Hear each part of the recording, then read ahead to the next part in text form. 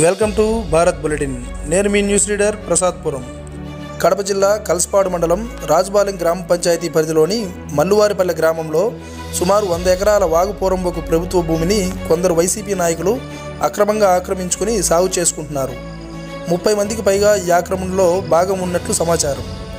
ఇదే ఆక్రమణ విషయమై గతంలో అక్రమదారులకు ప్రభుత్వం నోటీసులు, అందులోని సాగుబోర్లకు సీలు వేసినప్పటికీ వాటిని లెక్క చేయకుండా యథేచ్ఛగా ఆక్రమించుకొని వారు పన్ను కాలిస్తున్నారు.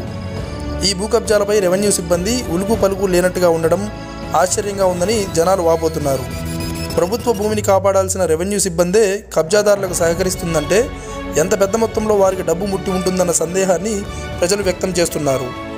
ఇప్పటికైనా ఉన్నతాధికారులు చొరవ తీసుకుని ప్రభుత్వ భూమిని అధికార నాయకుల కబంధ హస్తాల్లోకి వెళ్లకుండా చర్యలు తీసుకోవాలని, ఇలాంటి భూ కబ్జాదారులకు సహకరిస్తున్న రెవెన్యూ సిబ్బందిపై కూడా పై అధికారులు సత్వరమే చర్యలు తీసుకోవాలని ప్రజలు కోరుకుంటున్నారు.